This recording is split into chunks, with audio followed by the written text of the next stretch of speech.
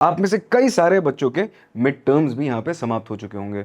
हाँ, कुछ बच्चों के फर्स्ट वीक ऑफ अक्टूबर में खिंच जा रहे हैं मिड टर्म्स, बट अब बारी आ चुकी है कि हम ये जानें कि बोर्ड्स तक का जो रास्ता है ना, उसको आसान कैसे बनाया जाए।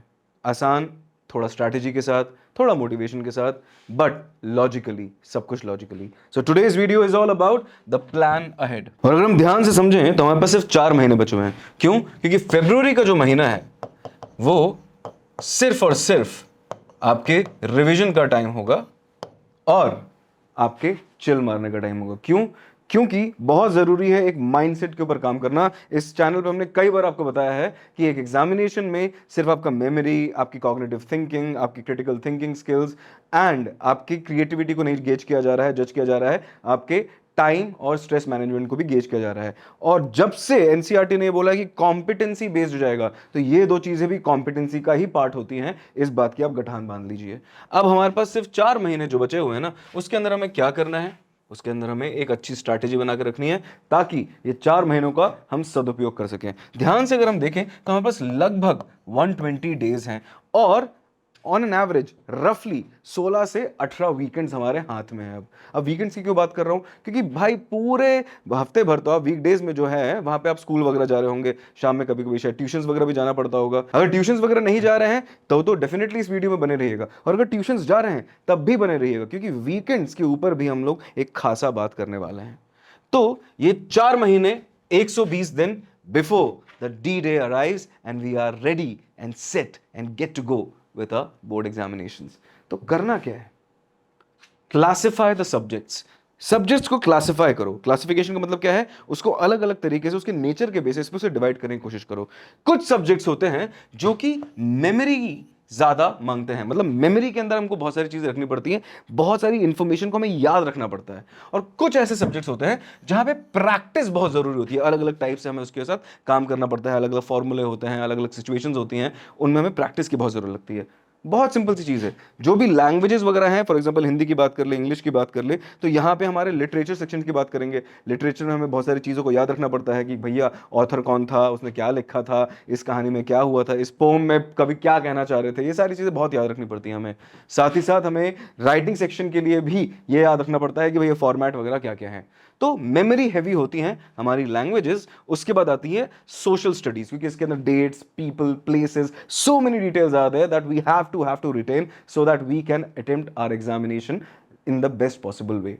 ऑन दी अदर हैंड हमारे पास है मैथ और साइंस जैसे सब्जेक्ट्स जो कि मांगते हैं प्रैक्टिस करना, क्योंकि यहां पे चीजों को रटा नहीं जा सकता। यहां पे हमें फॉर्मूले को याद रखने की जरूरत होती है और उसको अलग अलग तरीके से यूज करना पड़ता है मेनी अ टाइम। साइंस की बात करें तो यहाँ पे अलग अलग रिएक्शंस वगैरह होते हैं, तो कभी कभी हमें दो अलग अलग टाइप के एलिमेंट्स दे दिए जाएंगे, कंपाउंड्स वगैरह दे दिए जाएंगे, और उनको मिला के हमें कुछ एक नई चीज बनानी पड़ेगी। तो हम इन सारी चीजों के ऊपर ध्यान रखना हमें बहुत ज्यादा जरूरत होती है। तो these two are practice heavy subjects and these two are memory heavy subjects. अब कुछ प्रश्नों को अपने आप से पूछना बहुत जरूरी है अपन को।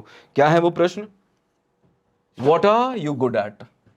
आप बेहतर किस में हैं? तो ये सारी चीजों को जानने के बाद हमें ये अपने आप से पूछना बहुत जरूरी है कि क्या मैं लैंग्वेजेस में ज्यादा बेहतर हूं या फिर मैं साइंस और मैथ्स वाले सब्जेक्ट्स में ज्यादा बेहतर हूं। ज्यादा बेहतर का मतलब है on a scale of 0 to 10। 0 मतलब बहुत ही खराब, 10 मतलब एक नंबर। इसमें से अगर आप दे रहे हैं मैथ्स में यार मैं 6 हूं, पर साइंस की बात करें तो मैं 8 हूं, या फिर इंग्लिश की बात करें तो मैं 9 हूं, पर हिंदी की बात करें तो मैं 6 हूं।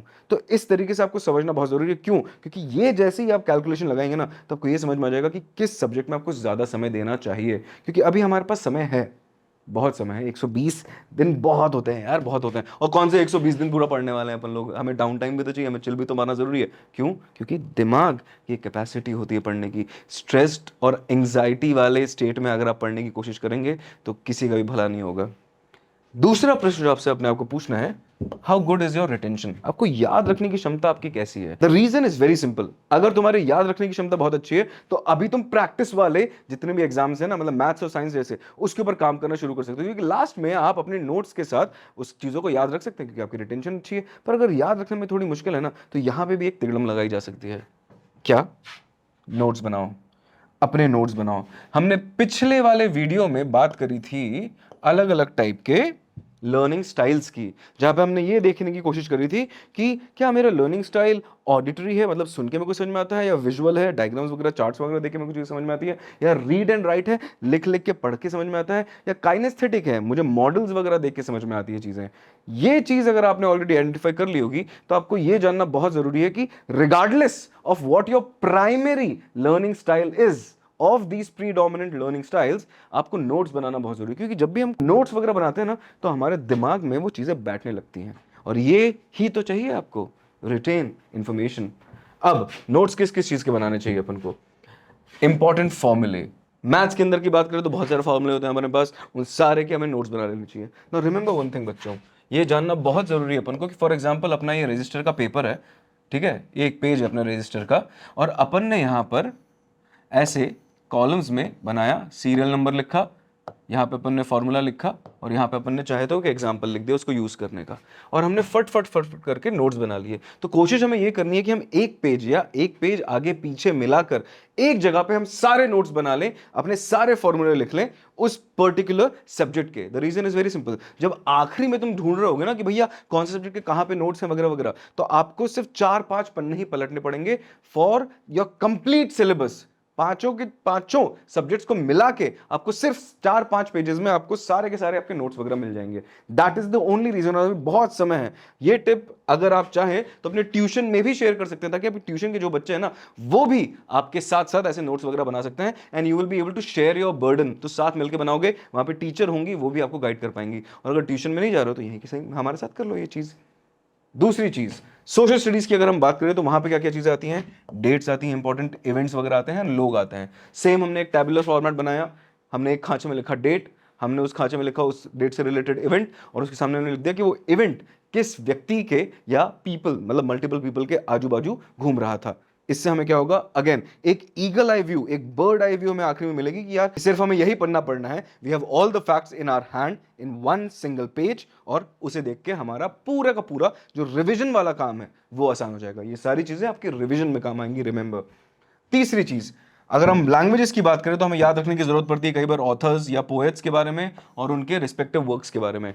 ये वाले का भी अपन एक पेज बना सकते हैं। तो अब ध्यान से देखेंगे तो मैथ्स का एक पेज हो गया, सोशल स्टडीज का एक पेज हो गया, अंग्रेजी का एक पेज हो गया, और इस एक पेज में ना अगर अंग्रेजी की बात करें या हिंदी की बात करें तो इसमें कैरेक्टर्स का भी लिस्ट आप जोड़ सकते हैं, if you have the time और द पेशेंस। और आखिरी में इंपॉर्टेंट रिएक्शंस एंड डायग्राम्स। तो साइंस की बात करें तो रिएक्शंस एंड डायग्राम्स का भी आप एक बेहतरीन सा पेज बना लीजिए। रिमेंबर, एक एक पेज की बात कर रहा हूं, छोटे छोटे छोटे डायग्राम्स बनाने अपन को, मेजर मेजर मेजर उसमें अपन को मार्किंग्स कर देनी है, ताकि हमारे पास एक बर्ड्स आई व्यू हो। क्योंकि कई बार जब हम बहुत सारी चीजें पढ़ते हैं ना तो हमें सिर्फ कीवर्ड्स की जरूरत पड़ती है, पूरे का पूरा टॉपिक याद आ जाता है अगर हमारे पास सही कीवर्ड्स हो। तो बेसिकली आपके नोट्स के अंदर आपके पास कीवर्ड्स होने चाहिए या की फॉर्मूले होने चाहिए, जिसके बेसिस पे आपने इतना सारा जो पढ़ा है पूरे साल भर उसको रिकलेक्ट करने में आपको आसानी हो। That is the only agenda of making all these notes. पर अब बात करते हैं एक छोटे से रिमाइंडर की, देवियों और सज्जनों। पिछले वीडियो में मैंने आपको बताया था कि 1 घंटा, 2 घंटा, 4 घंटा, 10 घंटा बैक टू बैक पढ़ने का कोई फायदा नहीं है, because our memory does not work that way. अपने क्लास में भी 45 मिनट्स के लेक्चर्स एक रीजन की वजह से लगते हैं, क्योंकि हमारा लॉन्ग टर्म अटेंशन स्पैन ही इतना है। तो याद रखिएगा, फुटबॉल मैच की तरह ट्रीट करिए। कभी भी आप कोई चीज पढ़ने के लिए बैठ रहे हैं तो always make sure that you treat it as a football match. 45 minutes ही पढ़ना है, घड़ी लगा के पढ़ो, 45 मिनट्स के लिए पढ़ो, and then take a 15 minute digital device free break. और इस ब्रेक में आप कुछ भी मत करो, बैठे रहो, वादियों को निहारते रहो, कोई प्रॉब्लम नहीं है, बट डिवाइसेस से दूर, हो सके तो लोगों से भी थोड़ा सा दूर, एंड किताबों से डेफिनेटली दूर रहना ही रहना है, बिकॉज ये आपके ओवरहीटेड ब्रेन को डाउन टाइम देगा। और उसके बाद देन रिज्यूम। आप इस कमेंट सेक्शन में लिख के बताइए 1-2 बार इसको ट्राई करके कि क्या ज्यादा याद कर पा रहे हो बिकॉज ऑफ दिस ट्रिक। ये बहुत जरूरी है। इसी के साथ साथ बहुत जरूरी है कि हम अपने सारे रिसोर्सेज को भी मैनेज करें। अब रिसोर्सेज का क्या मतलब है? कौन सी वेबसाइट से पढ़ रहे हैं, कौन से यूट्यूब चैनल से पढ़ रहे हैं, कौन सा पॉडकास्ट सुन रहे हैं, ठीक है, या फिर कौन सी बुक्स पढ़ रहे हैं। ये बहुत जरूरी है कि हम ऑलरेडी इन 3 महीनों के अंदर, एक्चुअली इन 3-4 महीनों के अंदर अंदर नहीं, सॉरी, हम लोग पहले ही 2 महीनों के अंदर अंदर ये चीजें अगर शॉर्टलिस्ट कर पाएंगे ना, तो आगे के 2 महीने जो कि प्रैक्टिस के बचेंगे हमारे पास, जो कि होंगे दिसंबर और जनवरी के, वहां पे हमें और आसानी होगी हमारी स्पीड पकड़ने में, हमारी प्रैक्टिस में। And all these things will make you much more productive. Otherwise तुम बिजी रहोगे, और बिजी रहोगे तो तुम स्ट्रेस्ड रहोगे, और स्ट्रेस्ड रहोगे तो तुम्हें एंग्जाइटी होगी, और तुम्हें अगर एंग्जाइटी होगी फिर तो आगे की कहानी आपको पता ही है। तो ये मेरे कुछ टिप्स हैं आपके लिए, एक छोटा सा प्लान है, और बहुत आसान है इसे करना, क्योंकि now we have the time in our hand. अभी तक तो हमारे पास, हमारे हाथ में समय है। कमेंट्स में लिख के बताइएगा, does this plan make sense to you? क्योंकि कभी भी कोई डिफिकल्ट सा ऑब्जेक्टिव होता है ना, क्योंकि बोर्ड्स आर वेरी डिफिकल्ट, अगर उस ऑब्जेक्टिव को हमको अचीव करना है ना, तो इट इज वेरी इंपॉर्टेंट कि स्ट्रैटेजिकली जाए उसके आसपास, तो things will be a little simpler, a little easier, क्योंकि कोर्स तो सिंपल होने नहीं वाला।